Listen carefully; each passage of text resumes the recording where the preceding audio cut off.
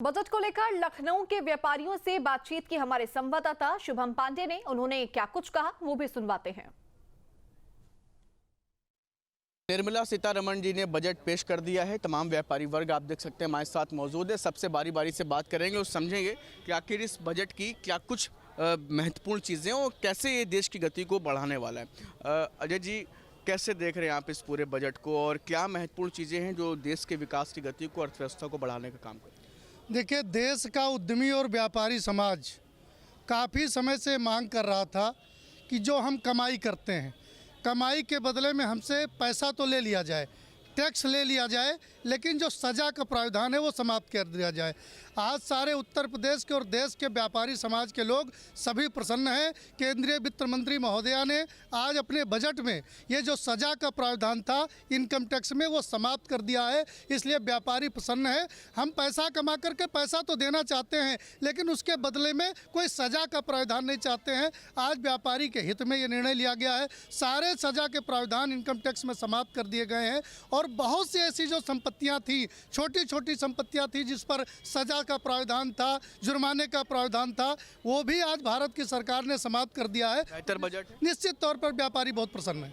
क्या कहना चाहेंगे आप इस बजट को लेकर? निश्चित तौर पे व्यापारियों के द्वारा यह बजट स्वागत योग्य है और जो टैक्स प्रणाली से बहुत लंबे समय से मांग चल रही थी कि सज़ा के प्रावधान खत्म हो, हमारा व्यापारी जो है व्यापार करता है, देश की अर्थव्यवस्था को बढ़ाता है, वो अपराधी नहीं होता है। तो आज जो है इस बजट में उस जो सज़ा का प्रावधान था उसको समाप्त करके एक बहुत बड़ा कार्य हुआ है। इसके लिए भारतीय जनता पार्टी की सरकार साधुवाद की पात्र है। और कैंसर और अन्य जो असाध्य रोग हैं उनके ऊपर से जो शुल्क हटाया है टैक्स में, उसमें जो छूट दी गई है वो भी स्वागत योग्य है।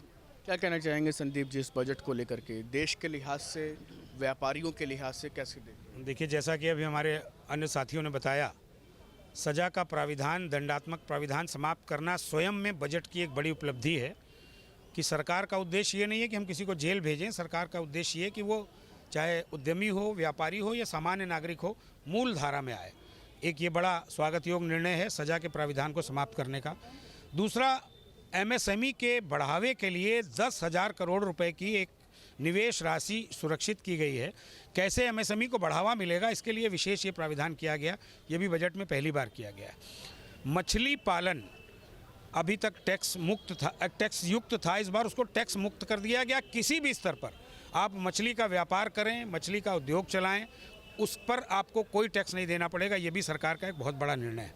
इसके अलावा जो क्लस्टर योजनाएं हैं, जैसे जूता बनाने की है, पशु आहार की है, इस तरह के बहुत से उद्योगों को उसमें शामिल करते हुए क्लस्टर योजना के तहत भारत सरकार ने जोड़ा है। मुझे लगता है इससे हज़ारों लाखों लोगों को रोज़गार मिलेगा और बहुत सारा उद्योग बढ़ने वाला है इस योजना के तहत। एक और बड़ा महत्वपूर्ण निर्णय जो सरकार ने लिया है वो लिया है पुराने तीर्थ स्थलों का विकास। अब आप सोचिए कि अगर कोई भी तीर्थ स्थल विकसित होता है तो विकास क्या होता है? विकास होता है पूरा क्षेत्र। तो ये 15 तीर्थ स्थल जब विकसित होंगे तो बड़े बड़े कॉरिडोर, जैसे आज हमारा अयोध्या का बना, काशी का बना, इससे बहुत लाभ होगा। क्या कहना चाहेंगे? कुल मिला के ये कहेंगे कि आज का जो बजट है हमारे वित्त मंत्री जी ने सभी को ध्यान में रखते हुए बनाया है और बहुत ही अच्छा है। इसमें कर जो इनकम टैक्स पे जो जुर्माने का था उसको समाप्त राहत दी है व्यापारियों को।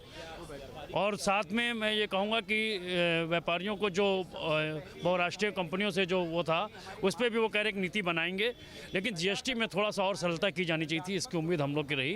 जीएसटी को और सरल करके कम से कम उसको वन टैक्स करना चाहिए था, उससे व्यापारियों को ज़्यादा रहा। बिल्कुल, आप देख सकते हैं कि व्यापारियों की अलग अलग यहाँ पर जो उनका साफ तौर पर कहना है कि बेहतर बजट देश के लिहाज से भी और विकास के लिहाज से भी, अर्थव्यवस्था के लिहाज से भी।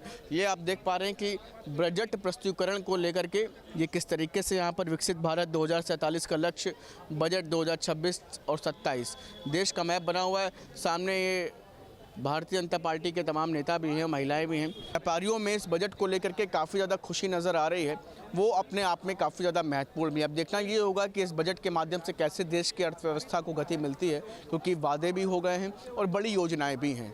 वीडियो जर्नलिस्ट दीपक राणा के साथ शुभम पांडे, न्यूज स्टेट, लखनऊ। आपके मोबाइल पर तुरंत आएगी ब्रेकिंग न्यूज। स्क्रीन पर सबसे पहले दिखेगी बड़ी खबर। देश दुनिया की हर खबर एक जगह। अब आपके मोबाइल पर तुरंत फटाफट इंस्टॉल कीजिए न्यूज नेशन ऐप और रखिए खुद को अपडेट।